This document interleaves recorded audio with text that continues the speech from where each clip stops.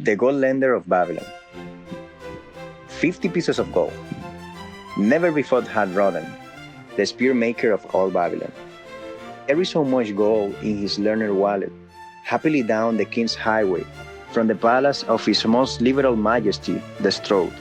Cheerfully the gold clinked as the wallet at his belt swayed with each step, the sweetest music he had ever heard. 50 pieces of gold. All these. He could hardly realize this good fortune. What power in those clinking discs! They could purchase anything he wanted. A grand house, land, cattle, camels, horses, chariots, whatever he might desire. What use should he make of it? This evening, as he turned into a side street toward the home of his sister, he could think of nothing he would rather possess than those same glittering, heavy pieces of gold. His to keep. It was upon an evening, some days later, that a perplexed Rodan entered the shop of Maton, the lender of gold, and dealer in jewels and rare fabrics, glancing neither to the right nor the left at their colorful articles artfully displayed. He passed through the living quarters at the rear. Here he found the gentle Maton, lounging upon a rock, partaking of a meal served by a black slave. I would counsel with thee, for I know not what to do. Rodan stood sturdily, feet apart, hairy breast exposed by the gap in front his leather jacket. Maton's narrow, sallow face smiled a friendly greeting. What indiscretion hast thou done that thou should seek the lender of gold? Hast been unlucky at the gaming table? Or hath some plum dame entangled thee? For many years have I known thee, yet never hast thou sought me to aid thee in any troubles. No, no, no, no such as that. I seek no gold. Instead, I crave thy wise advice. Hear, hear, what this man doth say. No man comes to the lender of gold for advice. My ears must be playing me false. They listen true. Can this be so? Rodan the spear maker doth display more cunning than all the rest, for he comes to Maton not for gold, but for advice. Many men come to me for gold, to pay for their follies, but as for advice, they want it not. Yet who is more able to advise than the lender of gold, to whom many men come in trouble? Do you eat with me, Rodan, he continued. Do you be my guest for the evening? Andu, he commanded of the black slave, draw up a rock for my friend, Rodan, the spear maker, who comes for advice. He shall be mine honored guest. Bring to him much food, and get for him my largest cup. Choose well of the best wines, that he may have satisfaction in the drinking. Now, tell me, what troubles thee? It is the king's gift. The king's gift? The king did make thee a gift, and it gives the trouble? What manner of gift? Because he was most pleased with the design I did submit to him, for a new point in the spears of the royal guard. He did present me with 50 pieces of gold, and now I am much perplexed.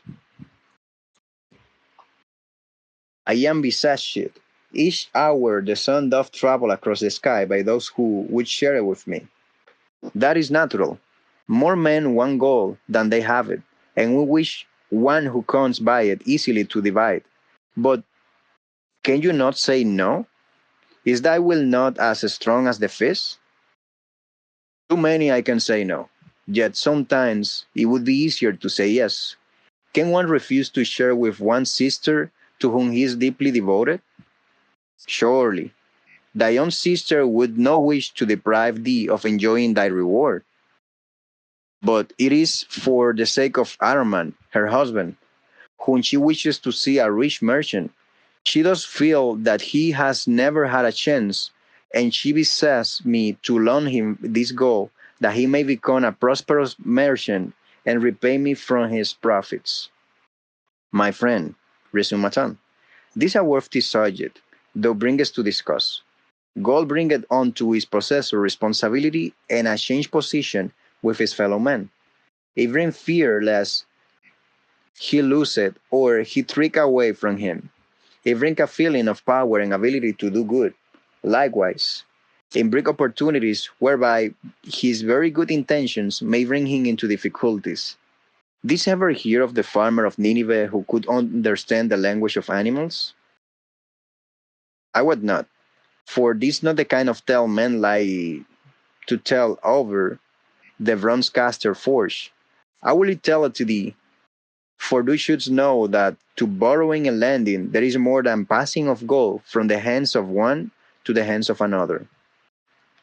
This farmer, who could understand what the animals said to each other, did linger in the farmyard each evening just to listen to their words. One evening he did hear the ox bemoaning to the ass that the harness of his lot.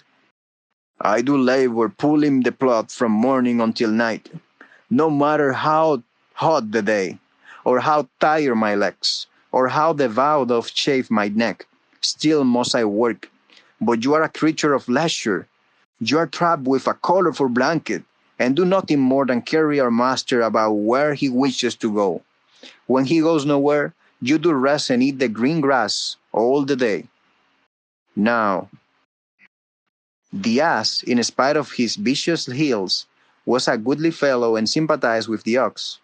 My good friend, he replied, you do work very hard, and I will help ease your lot. Therefore, I will tell you how you may have a day of rest. In the morning, when the slave comes to the fetch, you do to the plow. Lie upon the ground, and below much that he may say you are sick and cannot work. So the ox took the advice of the ass, and the next morning the slave returned to the farmer and told him the ox was sick and could not pull the plow.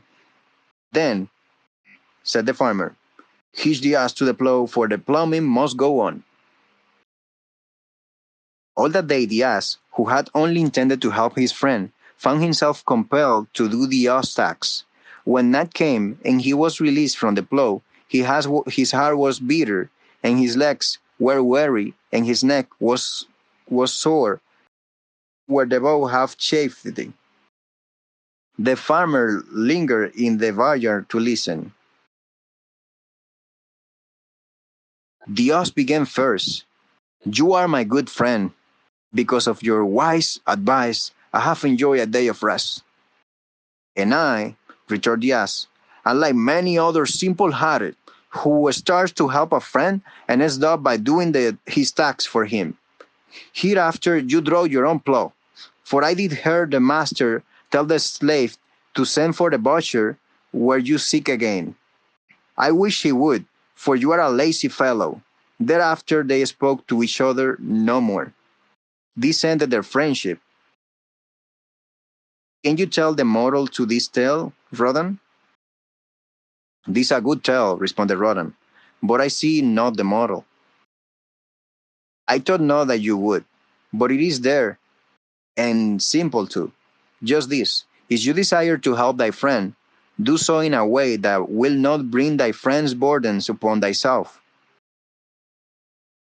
I had not thought of that.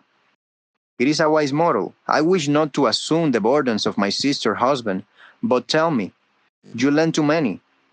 Do not the borrowers repay? Maton smiled the smile of one whose soul is rich with much experience. Could a loan be well made if the borrower cannot repay? Must not the lender be wise and judge carefully whether his gold can perform a useful purpose to the borrower and return to him once more? Or whether it will be wasted by one unable to use it wisely and leave him without his treasure? And leave the borrower with a debt he cannot repay? I will show to thee the tokens in my token chest, and let them tell thee some of their histories. Into the room he brought a chest as long as his arm, covered with red skin and ornament with bronze design. He placed it upon the floor and squared before it, both hands upon the lid. From each person to whom I lend, I do exact a token for my token chest to remain there until the loan is repaid. When they repay, I give it back. But if they never repay, it will always remind me of one who was not faithful to my confidence. The safest loans, my token box tells me, are those whose possessions are of more value than the one they desire.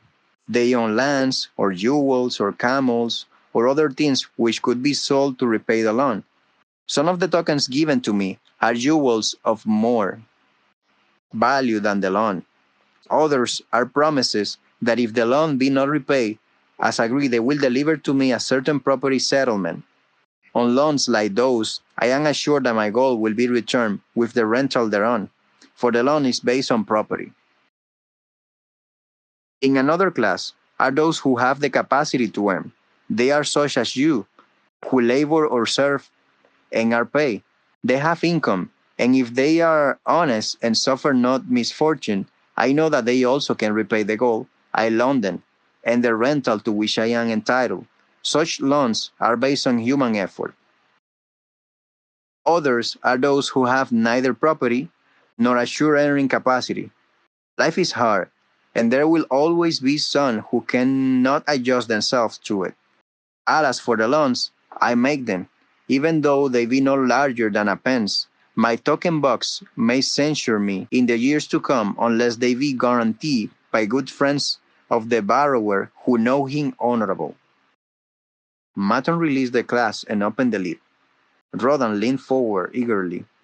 At the top of the chest, a bronze neck piece lay, upon a scarlet cloth.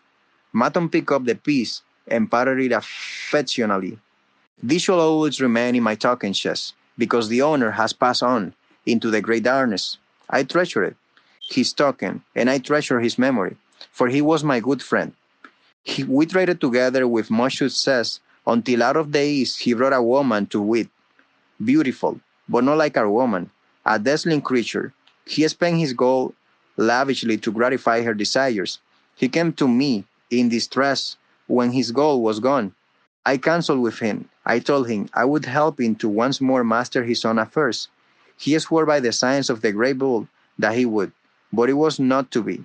In a quarrel, she thrust a knife in the heart he dared her to pierce. And she? Questioned Rodan. Yes, of course. This was hers. He picked up the scattered cloth. In bitter remorse, she threw herself into the Euphrates. These two loans will never be repaid. The shells tells you, Rodan, that humans in the thrones of great emotions are not safe risks for the gold lender. Here, now, this is different. He reached for a ring carved of ox bone. This belongs to a farmer. I buy the rocks of this woman. The locusts came, and they had not food. I helped him, and when the new crop came, he repaid me. Later, he came again and told of strange goats in a distant land, as described by a traveler. They had long hair so fine and soft it would be weaved into rocks more beautiful than any ever seen in Babylon. He wanted a herb, but he had no money. So I did lend him gold to make the journey and bring back goats. Now his herb is begun, and next year I shall surprise the lords of Babylon with the most expensive rocks it has been their good fortune to buy. Soon I must return his rings. He doth insist and repay him promptly. Some borrowers do that, queried Rodan. If they borrow for purposes that bring money back to them, I find it so. But if they borrow because of their indiscretions, I warn thee to be cautious if thou wouldst ever have thy gold back in hand again. Tell me about this, requested Rodan, picking out a heavy gold bracelet inset with jewels in rare designs. The woman do appeal to my good friend, Banker Maton. I am still much younger than you, returned Rodan. I grant that, but this time do doth suspicious romance where it is not. The owner of this is fat and wrinkled, and doth talk so much and say so little, she drives me mad. Once they had much money and were good customers, but ill times came upon them. She has a son of whom she would make a merchant. So she came to me and borrowed gold that he may become a partner of a caravan owner who travels with his camels, bartering in one city what he buys in another. This man proved a rascal for he left the poor boy in a distant city without money and without friends, pulling out early while the youth slept. Perhaps when this youth has grown to manhood, he will repay. Until then, I get no rental for the loan. Only much talk. But I do admit the jewels are worthy of the loan. Did this lady ask thy advice as to the wisdom of the loan? Quite otherwise. She had pictured to herself his son of hers as a wealthy and powerful man of Babylon. To suggest the contrary was to infuriate her. A fair rebuke I had. I knew the risk for this inexperienced boy, but as she offered security, I could not refuse her. This, continued Maton, waving a bit of packed rope tied into a knot, belongs to Nebatur, the camel trader. When he would buy a hair larger than his funds, he brings to me this knot, and I lend to him according to his needs. He is a wise trader. I have confidence in his good judgment and can lend him freely. Many other merchants of Babylon have my confidence because of their honorable behavior. Their tokens come and go frequently in my token box. Good merchants are an asset to our city, and it profits me to aid them to keep trade moving that Babylon be prosperous. Maton picked out a beetle curved in turquoise and tossed it in contemptuously on the floor. A bug from Egypt. The lad who owns these does not care whether I ever receive back my gold. When I reproach him, he replies, "How can I repay when ill fate purposes me? When ill fate pursues me? You have plenty more. What can I do? The token is his father's, a wealthy man of small means who did pledge his land and held back his son's enterprises. The youth found success at first, and then was overzealous to gain great wealth. His knowledge was immature. His enterprises collapsed. Youth is ambitious. Youth would take shortcuts to wealth and the desirable things for which it stands. To secure wealth quickly, youth often borrows unwisely. Youth, never having had experience, cannot realize that hopeless debt is like a deep pit into which one may descend quickly and where one may struggle vainly for many days. It is a pit of sorrow and regrets where the brightness of the sun is overcast, and night is made unhappy by restless sleeping. Yet, I do not discourage borrowing gold. I encourage it. I recommend it if it be for a wise purpose. I myself made my first real estate success as a merchant with borrowed gold. Yet, what should the lender do in such a case? The youth is in despair and accomplishes nothing. He is discouraged. He makes no effort to repay. My heart turns against depriving the father of his land and cattle. You tell me much that I am interested to hear, ventured Rodham, but I hear no answer to my question. Should I lend my 50 pieces of gold to my sister's husband? They mean much to me. Thy sister is a sterling woman, whom I do much esteem. Should her husband come to me and ask to borrow 50 pieces of gold, I should ask him for what purpose he would use it. If he answered that he desired to become a merchant like myself and deal in jewels and rich furnishings, I would say, "What knowledge have you of the ways of trade? Do you know where you can buy at lowest cost? Do you know where you can sell at fair price?" Could he say yes to these questions? No, he could not, Rodan admitted. He has helped me much in making spears, and he has helped me some in the shops. Then would I say to him that his purpose was not wise? Merchants must learn their trade. His ambition, though worthy, is not practical, and I would not lend him any gold. But supposing he could say yes, I have helped merchants much. I know how to travel to Smyrna and to buy at low cost the rugs the housewives wave. I also know many of the rich people of Babylon to whom I can sell these at a large profit. Then I would say, your purpose is wise, and your ambition honorable.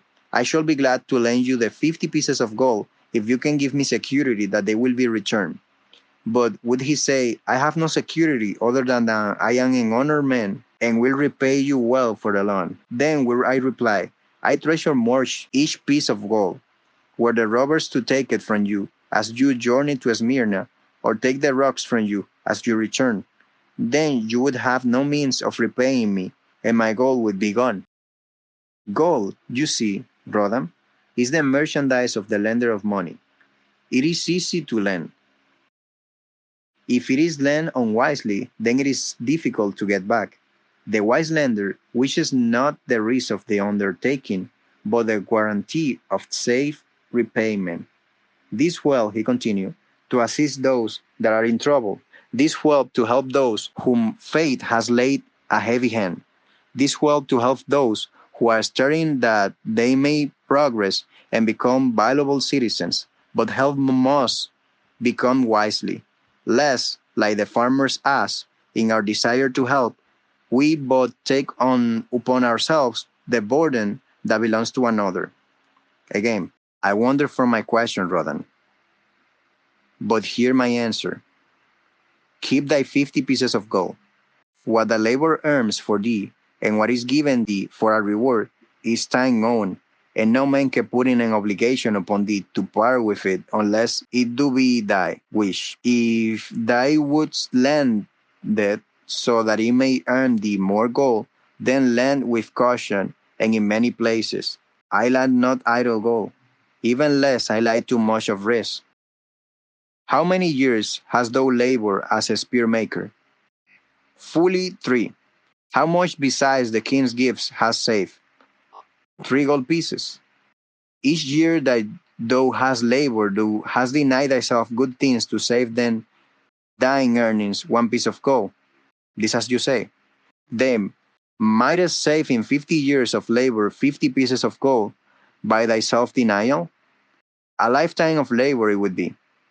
Thinkest thou thy sister will wish to jeopardize the savings of 50 years of labor over the bronze melting pot that her husband might experiment on being a merchant? Not if I spoke in your words. Then go to her and say, 3 years I have labored each day except fast days. From morning until night, I have denied myself many things that my heart craved. For each year of labor and self-denial, I have to show 1 piece of gold. Thou art my favored sister, and I wish that thy husband may engage in business in which he will prosper greatly. If he will submit to me a plan that seems wise and possible to my friend Maton, then I will gladly lend to him my savings of an entire year that he may have an opportunity to prove that he can succeed. Do that, I say, and if he has within him the solve to succeed, he can prove it. If he fails, he will not owe thee more than he can hope someday to repay. I am a gold lender because I own more gold than I can use in my own trade. I desire my surplus gold to labor for others and thereby earn more gold. I do not wish to take risk of losing my gold, for I have labored much and deny myself much to secure it. Therefore, I would no longer lend any of it where I am not confident that it is safe and will be returned to me. Neither will I lend it where I am not convinced that its earnings will be promptly paid to me. I have told to thee, Rodan, a few of the secrets of my token chest. From them you may understand the weakness of men and their eagerness to borrow that which they have no certain means to repay. From this you can see how often their high hopes of the great earnings they could make, if they but had gold, are but false hopes they have not the ability of training to fulfill. Though Rodan now have gold which thou shouldst to put earning more for thee, thou art about to become even as I, a gold lender. If thou dost safely preserve thy treasure, it will produce liberal earnings for thee and be a rich source of pleasure and profit during all thy days. But if thou dost let it escape from thee, it will be a source of constant sorrow and regret as long as the memory doth last.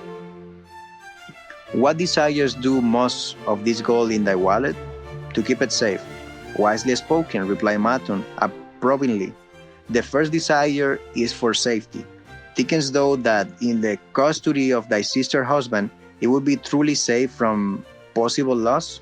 I fear not, for he is no wise in guarding gold. Then be no swayed by foolish sentiments of obligation, to trust thy treasure to any person.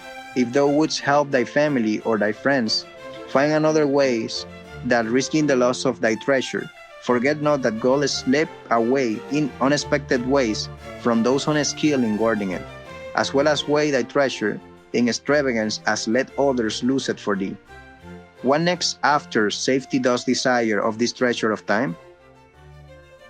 That it earn more gold. Again, thou speak with wisdom. It should be made to earn and grow larger. Gold wisely lend may even double itself with its earnings before a man like you grow old.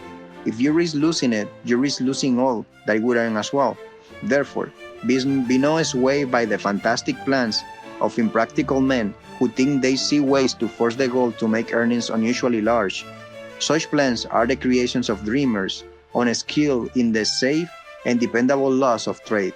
Be conservative in what thou expect to earn, that thou mayst keep and enjoy the treasure.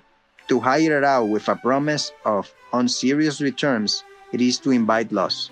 Seek to associate thyself with men and enterprises whose success is established, that thy treasure may earn liberally under their skillful use and be watered safely by their wisdom and experience.